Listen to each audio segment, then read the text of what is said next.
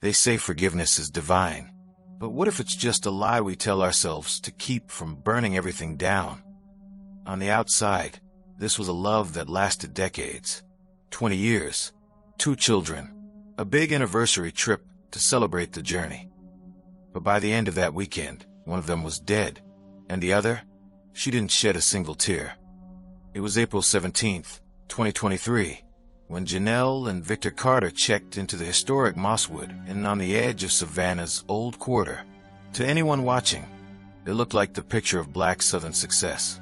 High school sweethearts, 2 kids in college, homeowners, still together after 2 turbulent decades. Before we begin, like this video and comment where you are watching from. Your support helps us bring more intriguing stories. Now let's begin. Janelle wore a long ivory coat and wide-brimmed hat. She always dressed like she was headed somewhere important. Victor had that slow, self-assured stride, the one that said, "I built this. I deserve this." They'd reserved the honeymoon suite, rose petals, champagne, a riverboat dinner, a couple rekindling the flame. But what no one could see, not the concierge, not the cleaning lady, not even the hotel bartender who gave them free drinks for their anniversary, was that Janelle Carter had already decided her husband was going to die on that trip, and she was going to make it look like an accident. Victor Carter was 46 years old, a former contractor turned real estate investor, born and raised in Macon, Georgia, first in his family to go to college. Tall, charismatic, handsome, the kind of man who filled up a room when he walked in and made people laugh, even when he didn't mean to. But Victor had another side, one that didn't show up on Facebook anniversary posts or church announcements, a side that only Janelle knew. He was a man who always had to be right, who flirted openly and apologized privately, who treated loyalty like it was owed, not earned. He cheated on her, more than once, and the worst part, he convinced her each time that she was lucky he chose to stay. Janelle Marie Carter was not what people expected. She didn't scream. She didn't break dishes. She didn't post cryptic Facebook quotes about betrayal and leveling up. She was controlled, graceful, one of those women who looks like she's already forgiven you, while she's quietly rearranging your funeral playlist. Her father, a Vietnam vet, taught her early, you don't show pain. You swallow it, smile through it, make it useful. Her mother, a devout Southern Baptist who believed suffering was a woman's calling. So that's what Janelle did.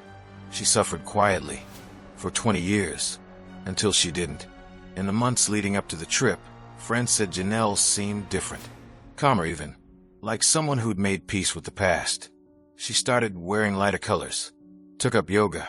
She even hosted a party for Victor's 46th birthday, gave a toast, and kissed him on the cheek like it meant something. But behind that soft smile, something darker was growing. Not rage, not grief, something colder. Built in 1873, the Mosswood Inn is one of Savannah's oldest bed and breakfasts. Restored plantation house with creaky floors and ghosts in the wallpaper. Suite 3B, where the Carters stayed, had a clawfoot bathtub, a 4-poster bed, and a balcony that overlooked the Savannah River. Security footage showed them checking in at 3:14 p.m. on Friday, laughing. Janelle had her arm looped through his. She looked serene. That night, they had dinner at the Gray, a restaurant in an old Greyhound station. Waitstaff remembered them ordering oysters and steak. Champagne. A quiet couple. Nothing out of place. They went back to the hotel around 10:42 p.m. By 6:30 a.m. the next morning, Victor Carter was dead. And the cause? A fall. Or at least, that's what Janelle told police. The 911 call came in at 6:34 a.m. Janelle's voice was eerily calm. My husband fell. Off the balcony. I think he's not breathing. Paramedics arrived within 5 minutes. Victor Carter was lying face down in the courtyard garden, neck twisted unnaturally, skull fractured, dead on impact. He was still in his pajama pants and t-shirt. The railing on the balcony was intact. No signs of struggle. No witnesses. Janelle was wrapped in a robe barefoot. Makeup smudged like she'd been crying, but not fresh tears. She told police she'd gotten up early to make tea. He stepped out onto the balcony. She turned her back for a second, and when she looked again, he was gone. Just like that. But something didn't sit right. Not with the hotel manager. Not with the responding officer. Not with Detective Renee Delacroix, Savannah's first black female homicide lead, who took one look at Janelle's emotionless face and said, either this woman's in shock, or she's been rehearsing this moment for years. By Sunday afternoon, the medical examiner filed a preliminary report. Victor's injuries were consistent with a fall, but there was a problem. There were bruises along his arms, defensive wounds, scratches on his upper chest, and traces of diphenhydramine, an antihistamine commonly found in sleep aids, in his bloodstream. Enough to sedate an adult male. Not enough to kill him, but enough to make him easy to push. And remember, Janelle said she made tea that morning, but when detectives searched the room, there was no teacup. There was, however, an empty bottle of Zizi's Quill in the bathroom trash. And now, the case was no longer an accident. It was a suspicious death. When questioned again, Janelle's story shifted. First, she said Victor might have taken something the night before to sleep. Then, she said he was acting weird that morning, maybe dizzy. By Monday morning, the Carters' 2 adult children had arrived in Savannah, stunned and silent. And that's when a new secret came to light. One that cracked open the past and made the truth much harder to ignore. Forgiveness is a powerful thing, but silence can be lethal. For 20 years, Janelle Carter wore her pain like a second skin. Now the question is, did she finally peel it off, or just bury it with her husband? If you really want to know someone's truth, don't listen to what they say. Read what they were afraid to speak. After Victor Carter's sudden death in Savannah, police still weren't calling it murder yet, but they were looking, watching, and on April 24th, just a week after the fall, they got their first real break. It didn't come from a witness or a neighbor. It came from the back of a bedroom closet in a house that was full of beautiful furniture and buried pain. Detective Renee Delacroix had a hunch. She'd seen it before, with wives who played the long game. The ones who didn't snap in a moment of rage, but instead planned their revenge like a chess match. So she asked for a voluntary search of the Carter home in Macon. Janelle didn't object. "I have nothing to hide," she said. The home was immaculate. Cream-colored walls, black art prints, glass cabinets full of wine glasses never used. But in the upstairs bedroom, behind old shoeboxes, under a worn quilt, was a leather-bound journal with a broken clasp. Inside were 7 years of handwritten entries, and they told a very different story than the one Janelle had been living out loud.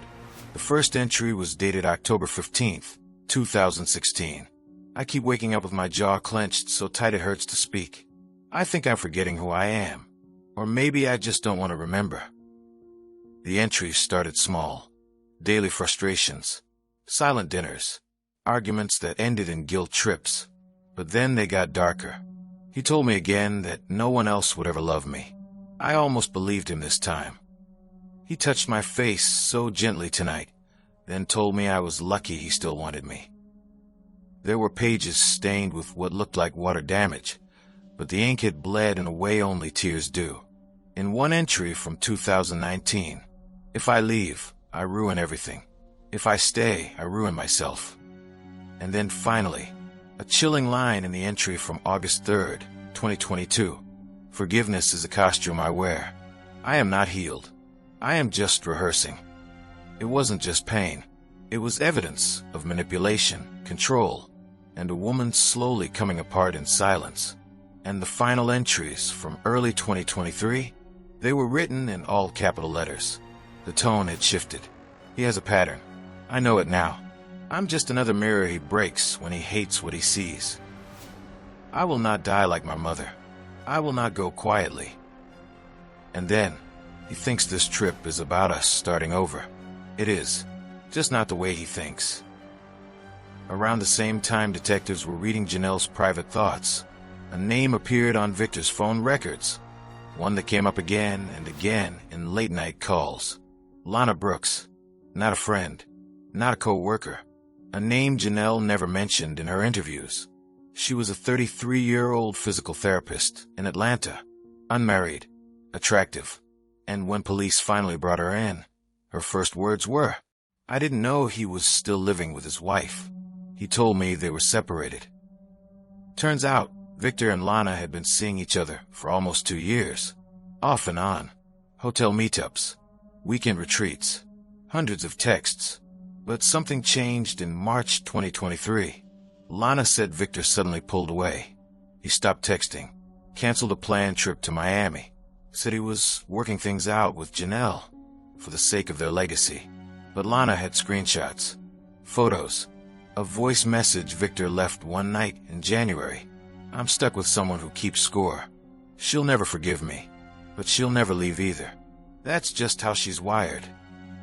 Detectives began tracing a familiar loop in Victor's behavior. Affair, discovery, apology, control through guilt, recommitment to the marriage. Repeat. He didn't beat her. There were no restraining orders, no bruises. But emotional abuse doesn't need a police report to leave damage. Janelle's journal was not a list of what Victor did. It was a slow-burning map of what she became in the process. On April 25th, police returned to Savannah with a warrant. They reopened the Mosswood and suite, and behind the bathroom mirror, inside the hollow part of the cabinet, they found a rolled-up strip of black duct tape. Small, sticky, but with a single chestnut-colored hair still stuck to it. Janelle's DNA. They also found tiny scrapes on the inside of the balcony railing, not visible to the naked eye. A forensics team confirmed what Detective Delacroix suspected. He didn't fall. He was pushed, and he tried to grab the railing on the way down. But when police brought Janelle back in, she didn't flinch. No crying, no confusion, just silence. Then one sentence. "If I tell you the truth, will you actually believe me?" And what she said next changed everything. Janelle requested a lawyer, and then turned to her children, sitting outside the interrogation room, and said, "Before you hate me, ask your aunt what really happened in 1999. Their aunt, Victor's sister, the family's peacemaker. A woman no one had even considered part of the story, until now. Her name was Deborah Carter James, a Sunday school teacher, retired parole officer, the kind of woman who made sweet tea without measuring the sugar. She was also the last person Victor called before he died, and she was hiding a secret that had been rotting in the Carter bloodline for 26 years. The Carter siblings grew up in Macon's East Side, in a 2-story brick home on Dyer Street. Deborah was the oldest. Victor was the youngest, 7 years apart. Their father, Eugene Carter, had been a Baptist preacher by day and a liquor-drunk tyrant by night. The neighbors called the family polite. The school called them well-raised. But inside those walls, the air was thick with secrets and sermons. Deborah left for college at 19. Victor stayed behind, and it was during those years alone with their father that something broke in him. When asked in 2023 about their upbringing, Deborah paused for a long moment, then said, "You ever see a kid get real quiet after being yelled at, and then he stays that way forever?" Victor grew into a man who smiled without warmth. He praised without connection. He hugged with stiff arms. And in 2003, when he met Janelle Whitman, a poetry major with a gentle voice and a crooked laugh, he told her, "You make me feel like maybe I can unlearn how I was raised." But you don't unlearn trauma. You replicate it. You wrap it in charm and romance and half apologies. And that's exactly what Victor did year after year. Police requested a formal statement from Deborah after Janelle's cryptic message in the interrogation room. She arrived in a beige skirt suit, Bible in hand, red lipstick sharp and clean. She didn't ask for a lawyer. She just looked Detective Delacroix in the eyes and said, "It's time." And what she shared would crack the timeline wide open. In 1999, when Victor was 13 years old, a girl named Tanya Ellis, age 15, disappeared from their church youth group. She was missing for 2 days. Then she returned shaken, silent, and pregnant. Her family never pressed charges. She never named the father. She moved to Texas a year later. But Deborah remembered something Tanya whispered to her at the church potluck just days after returning. He said if I told, he'd pray over my grave. Deborah had long suspected Victor, but she was 20, afraid, and ashamed. I thought if I prayed hard enough, it'd go away, she said in the interview. So she stayed silent. And Victor? He never said a word. When Detective Delacroix contacted Tanya Ellis, now Tanya Hughes, in Dallas, she was hesitant at first. But then, in a hushed call, she said, "He was the devil with a Bible. I don't need justice now. I just need peace." Tanya had raised a child, a son now 24, but never told him who his father was. The case was too old to prosecute, but it shifted the entire moral terrain of the investigation. Victor wasn't just a flawed husband. He was a man whose capacity for control had been evident since adolescence. And Deborah, she'd been living with the guilt of silence for over 2 decades. This wasn't just a story of one woman's revenge. It was a story of intergenerational rot, of pain that was inherited, of black families forced to choose between dignity and truth. And in the middle of it all stood Janelle, the woman who had married into this legacy of silence and dared to break it. On March 1st, 2023, 2 months before the anniversary trip, something shifted. According to Janelle's best friend, Denise Walker, they were having coffee when Janelle said, "I stopped being afraid of him. That's when I knew something had changed." That same week, Janelle allegedly bought pepper spray, a self-defense knife, and began researching balcony structures on luxury hotels. She didn't tell anyone she was planning to kill him, but her behavior began to suggest that she'd stopped seeing him as invincible. 1 week before the anniversary trip, Janelle sent her children, ages 17 and 20, on a weekend college visit with their Aunt Deborah. The kids later told detectives that Mom was unusually calm before they left. When they returned Sunday evening, there was a faint scent of bleach in the kitchen, and the family computer showed deleted searches for "Can you survive a fall from the 4th floor?" "How to remove fingerprints from balcony railing?" "Self-defense laws in Georgia domestic abuse." All deleted, all recovered by cyber forensics. The plan was unfolding slowly, quietly, like the reverse of a love story. Before leaving the station, Deborah gave Detective Delacroix a sealed envelope. Inside was a handwritten letter, dated April 9th, 2023, written in Janelle's handwriting. "If anything happens to me on this trip, I need you to know I didn't fall. I didn't drown. I didn't take my own life. I may have been many things in this marriage, but I was never suicidal. Not once." It was a preemptive scream from a woman who wasn't sure if she'd survive her own plan, and Deborah had held on to it until Victor died. She had spent 2 decades mastering the role of the forgiving wife, but beneath the polite smiles, the family photos, and the church choir appearances, Janelle Carter was writing her own ending. And now the police knew what they were really investigating. Not a fall, not a freak accident, but the culmination of 2 generations of silence, told in the voice of a woman no one really listened to. Until now. On May 1st, police received an anonymous tip. Someone had seen Janelle 2 nights before Victor's death, standing on the mosswooden balcony, alone, practicing. A woman doesn't snap. She rehearses, slowly, quietly, like learning a prayer backward. April 14th, 2023. 2 nights before Victor Carter plunged to his death, Janelle was seen alone on the balcony of room 418 at the Mosswood Inn in Savannah, Georgia. She stood there for 12 minutes, unmoving, one hand on the railing, one hand in her pocket, not crying, not looking at the stars, rehearsing.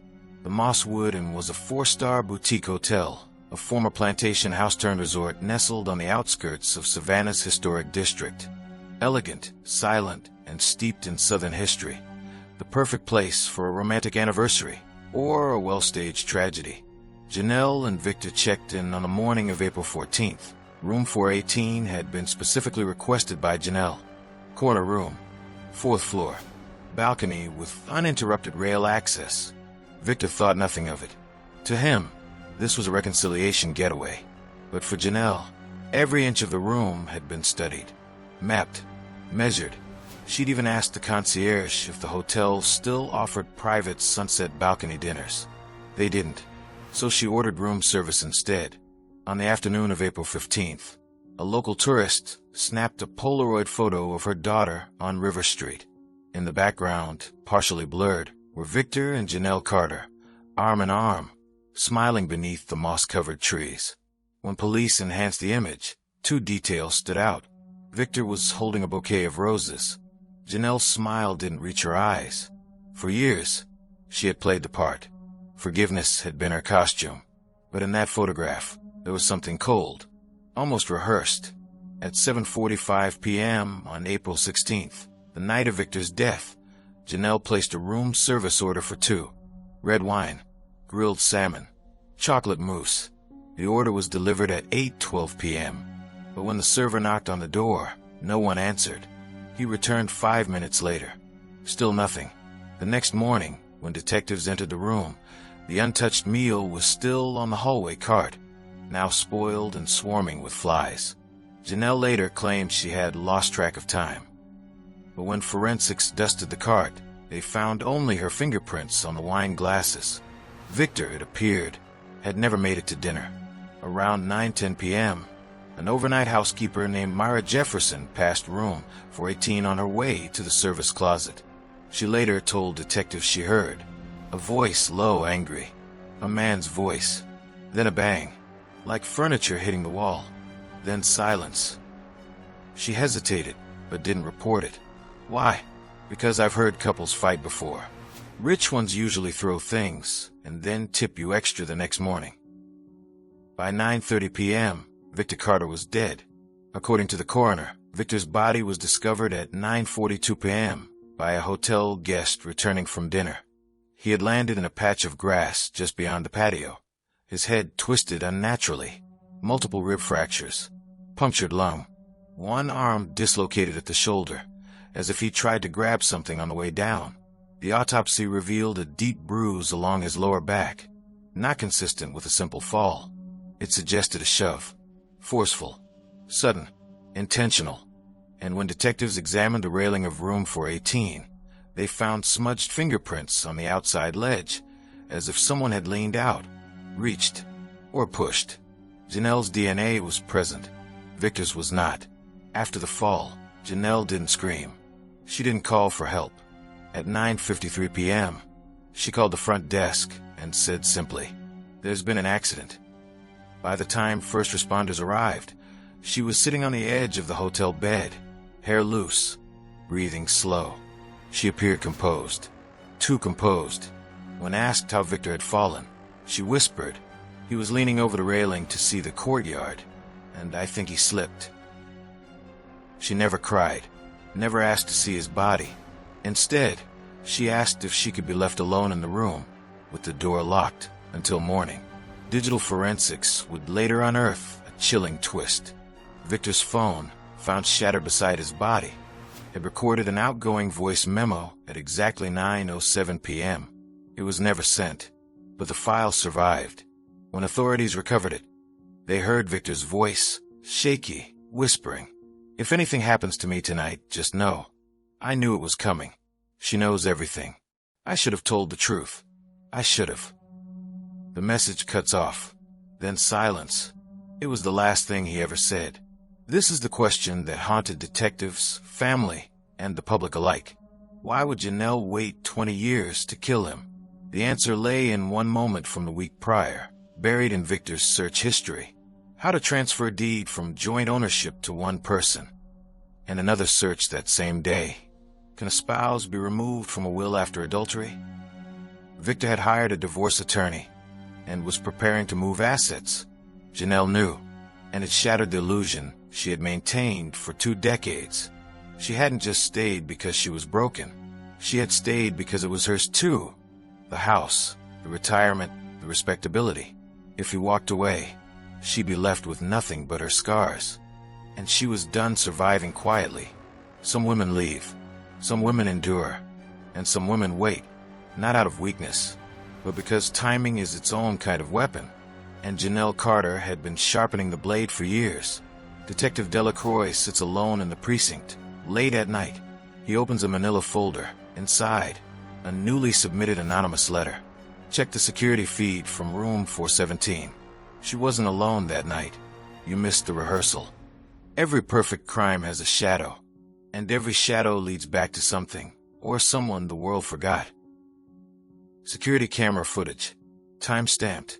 April 16th, 2023, 7:56 p.m. A woman exits room 417.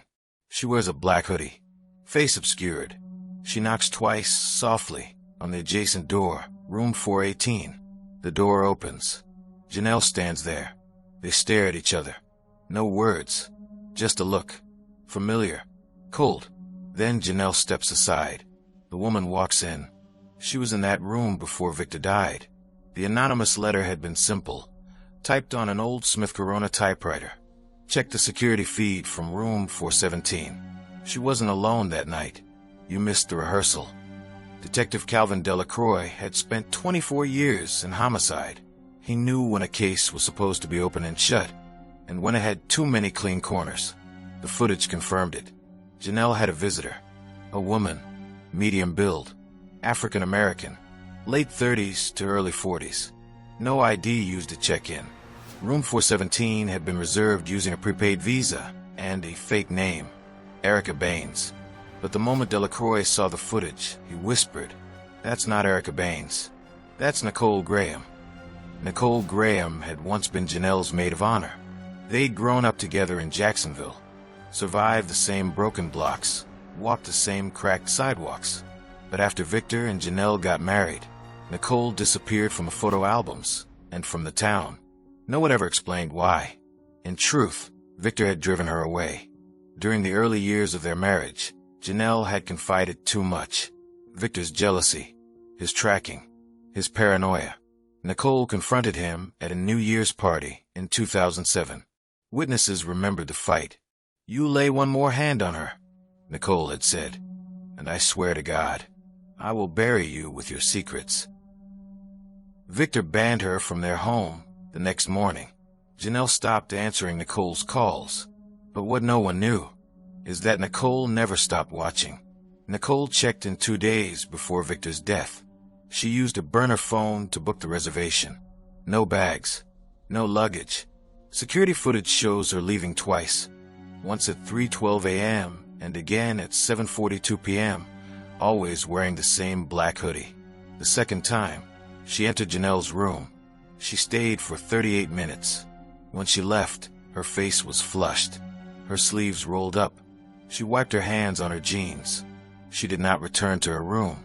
She disappeared into the night, and she left behind a single fingerprint on the inside glass of room 418's balcony door. Janelle, sitting at the edge of the bed. He's going to take everything. After everything he did, he still wins. Nicole, standing by the door. Then stop him. "You waited 20 years, January. If you don't do something now, you'll wake up one day and realize he erased you." Janelle, "I'm tired, Nick. I'm tired of waking up and having to choose between silence and survival." Nicole, "Then choose vengeance. Vengeance is a slow fire. It needs oxygen, history, and a spark." Nicole Graham was that spark. And Janelle, for the first time, had someone who didn't tell her to forgive. She had someone who told her, "Take it back." Nicole Graham hadn't just disappeared from Jacksonville. She had a record. In 2011, she'd been arrested in Atlanta under the name Denise Clark for felony assault. The victim, her ex-fiancé, who'd been accused of pushing her down a staircase. The charges were dropped. In 2017, she reappeared in Baton Rouge under the name Nia Rivers, working at a women's shelter under a forged license. Her real name never appeared again. Until now. Everywhere Nicole went, she helped women escape men who had buried them in silence. Some saw her as a vigilante, others a threat. But to Janelle, she was freedom personified. After Nicole left room 418, detectives believed Janelle wiped down the balcony railing, but not well enough. The smudge wasn't just from fingers, it had a residue. Analysis later revealed traces of castor oil and latex, consistent with gloved hands and a natural grip enhancer. Nicole used it during her days as a climbing instructor, a job she briefly held in Baton Rouge under another alias. She had prepared for this. She hadn't just encouraged Janelle. She had coached her. Victor's voice memo, the one recovered from a shattered phone, was a damning clue. But hidden within the audio was a second layer. Faint background noise, ambient and subtle. When filtered through an audio spectrogram, detectives heard a woman's voice in the background saying, "Do it now." A brief shuffle. Then Victor's tone becomes urgent. He starts to say Janelle's name, then stops. Voice analysis couldn't confirm the identity, but Janelle denied anyone else being in the room. Yet the audio suggested otherwise. In the theater of revenge, not all actors are visible on stage. Some hide in the curtains, some whisper lines from the dark, and some erase themselves the moment the curtain falls. Nicole was never meant to be seen. Just as detectives were closing in on Nicole Graham, they found something else. Victor Carter had been moving money, large transfers, small amounts at a time, to an account in Nassau, Bahamas. The recipient, a woman named Alana Trent, a 31-year-old art dealer from Miami. Victor had been planning to leave Janelle for her. Emails showed promises. "Give me 1 more month. She won't see it coming. The deed is nearly mine. Then we're free." Victor's accidental fall was starting to look less like a moment of passion and more like a chess piece removed from the board. He had built his castle on borrowed bones, lied to Janelle, lied to his mistress, and when the walls came crashing down, he didn't fall. He was pushed. Detective Delacroix drives to an abandoned house on the outskirts of Baton Rouge. Mailbox reads, "Anne Graham." Inside, dust covers the furniture. A mattress lies on the floor. But on the wall, written in lipstick, is a single sentence. She didn't do it alone. And beneath it, a Polaroid photo taped to the wall. It shows Janelle and Nicole at age 15, arms around each other, smiling. And between them, in the background, barely visible, Victor Carter, watching. Forgiveness is a story we tell ourselves to survive. But sometimes, survival writes another ending. Courtroom, September 7th, 2023, Baton Rouge District Courthouse. Janelle Carter sits in the defendant's chair. Her posture is composed. No tears, no theatrics. Just a woman who's waited decades to be heard, and now finally is. The courtroom is packed. Journalists, activists, family, strangers. Victor Carter's mother stares at Janelle with a gaze that could freeze oceans. Behind her, a line of women sits shoulder to shoulder, silent, unified, wearing small lavender ribbons. They call themselves the witnesses. Each one knew a woman like Janelle. Some of them were her. Nicole Graham was never found. After the photo surfaced in her abandoned Baton Rouge house, federal agents launched a manhunt. The trail led to Houston, then New Orleans, and finally silence. But they didn't need her body to try Janelle. Prosecutors had their motive. They had her emails, her search history, her silence in the face of Victor's pending offshore account withdrawals. And above all, they had that voice memo. Victor's final, choked recording. Still, what they didn't have was the story. Her story. She speaks softly, slowly, each word deliberate, like stepping across broken glass. "I stayed because I believed I was the problem. That my anger made him angry. That my silence was love. I stayed because I was scared. Then I stayed because I was numb." She talks about the early days. How Victor would sweet-talk her back from the edge with gifts, tears, apologies. How she once hit a chipped molar for 3 months. How he convinced her that no one else would ever love her with that history. And then her voice shifts, hardens. "I didn't push him. Not in that moment. But I didn't stop what was coming either." The courtroom holds its breath. I planned a weekend to remember, and I remembered everything he made me forget. Prosecutors introduced new evidence. The security camera on the balcony corridor, outside room 418, skipped a full 67 seconds between 8:04 p.m. and 8:05 p.m. the night Victor died. Tampering? Maybe. But a forensics team pulled embedded metadata from the internal server that revealed a burst of unusual radio interference, suggesting someone nearby had used a portable scrambler. Nicole had worked part-time at a tech resale shop in Baton Rouge. One of the last things she ordered? A A $45 scrambler, cash only. Detective Delacroix put it plainly. Victor Carter didn't fall. His death was orchestrated. In silence, Alana Trent, the Miami art dealer, flew in under subpoena. She arrived in a navy dress, heels, and grief she clearly wasn't ready to wear. She testified that Victor had promised to leave Janelle within 60 days. That he had told her he was trapped in a loveless, manipulative marriage. He made it sound like he was the victim, that she controlled the money, the story. But when the prosecution played an audio recording of Victor laughing with his accountant about pulling a fast one on the divorce court, the room fell into stunned silence. Victor wasn't trying to escape oppression. He was escaping accountability. Found in her nightstand at home, dated 3 days before their trip. Dear Victor, I know about Alana. I know about the accounts. But what hurts most is that I kept your secrets longer than I kept my own name. I used to believe I was your wife. But now I see. I was just the silence you needed. Not anymore. The jury heard the letter, but the impact hit deeper than the words, because everyone in that courtroom could feel it. This wasn't a woman who lost control. This was a woman who finally regained it. The jury deliberated for 11 hours. They didn't have to decide whether Janelle pushed Victor. They had to decide whether it mattered. Was it self-defense after decades of psychological imprisonment? Or was it premeditated revenge, disguised in the velvet gloves of an anniversary trip? The final verdict: guilty, voluntary manslaughter. Time served, 18 months, including psychological rehabilitation and house confinement. Public reaction was instant and divided. Some called it a travesty. Others, a victory. But no one could say it wasn't earned. 3 weeks after the trial, Detective Delacroix received a brown envelope. No return address. Inside, a thumb drive. And on that drive, a video file titled, "The Ending She Wrote Herself." The footage was grainy. Dated March 11th, 2023. It showed Janelle and Nicole in a park, seated under an oak tree, laughing, crying, and Nicole saying, "You don't have to live like this anymore. You've survived the war. Now write the ending." Then Janelle replied, "I will, but it won't be in a courtroom. It'll be on a cliff, with silence as my witness." She didn't kill him out of rage.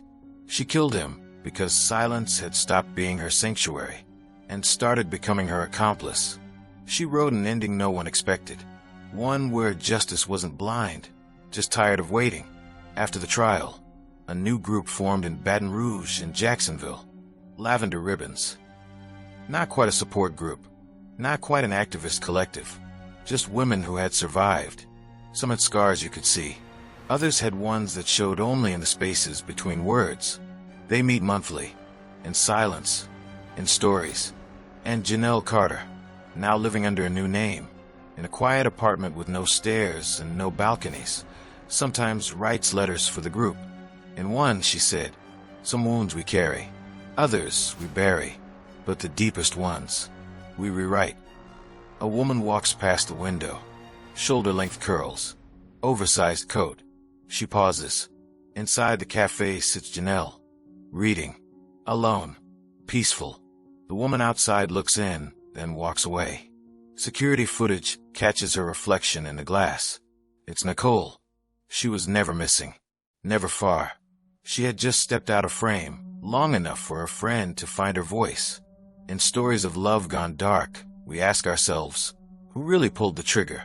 The hand that struck, or the years that pushed it forward? Janelle Carter pretended to forgive, but in the end, she didn't kill a man. She buried a ghost. And sometimes, that's the only way a woman survives. Sometimes the most dangerous prisons have no bars. They live inside the walls of our homes, in manipulation masked as love, in silence mistaken for peace, in survival that feels like surrender. Janelle's story is not just about a marriage gone tragically wrong. It's about how unhealed generational trauma, unchecked emotional abuse, and the quiet erosion of identity can slowly smother a soul, until the only thing left is the scream you've buried for years, finally breaking free. If love costs you your voice, your dignity, or your safety, it's not love. And forgiveness should never come at the expense of your own survival. If you or someone you know feels trapped in a relationship that confuses love with control, please remember, you don't have to wait until the story ends in tragedy to take back the pen and write a new chapter. Your voice matters. Take action. If this story moved you, if it made you think, feel, or reflect, do us a favor. Leave a comment below. What would you have done if you were Janelle? What do you believe justice looks like in stories like this? Like this video to show your support for powerful, emotionally real storytelling. Share this documentary with someone who might need to hear it, because you never know who's suffering in silence.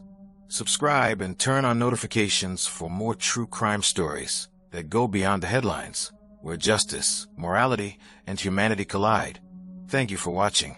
Stay safe, stay aware, and never forget your story matters too.